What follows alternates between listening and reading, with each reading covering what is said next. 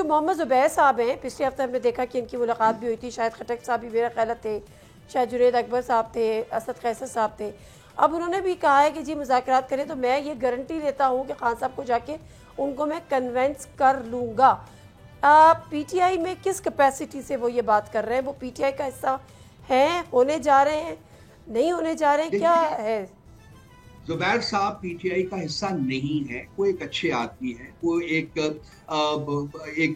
Role अपना play करना चाह रहे हैं। वो बहुत ईगर हैं कि वो पीटीआई को ज्वाइन करें, लेकिन हमारी पॉलिसी ये है कि ये फैसला खान साहब करेंगे और इंशाल्लाह ताला जब वो रिलीज होंगे तो ये फैसला करेंगे। और भी बहुत से लोग हैं जो कि पीटीआई को ज्वाइन करना चाह रहे हैं। तो सारे फैसले खान साहब अभी भी कर रहे हैं। मेरी बात सुनिए, वो जुबैर साहब की जरूरत नहीं पड़ेगी हमें भाई, हम खुद खान साहब को कन्विंस करेंगे। वैसे मैं पूछ रही हूँ कि अभी भी पार्टी के सारे फैसले खान साहब भी कर रहे हैं।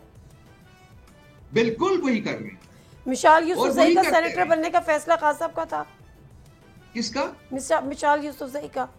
देखिए सब फैसले उन्हीं के, सब फैसले उन्हीं के हैं। देखिए बिल्कुल इस बारे में कोई शक नहीं, उन्हीं का फैसला, तमाम फैसले उन्हीं। अच्छा, तो इससे जो बाजोड़ में ऑपरेशन है ये भी खान साहब का फैसला है?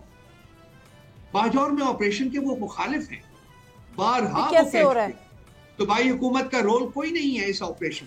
सूबाई हुकूमत ने फंड्स रिलीज किए हैं, कर्फ्यू नाफिज किया है, बाकायदा तौर पे खैबर पख्तूनख्वा के जो वज़ीर आला हैं उन्होंने प्रेस कॉन्फ्रेंस की है। आप कह रहे सूबाई हुकूमत का कोई रोल नहीं है, और रोल नहीं है तो क्यों रोल नहीं है?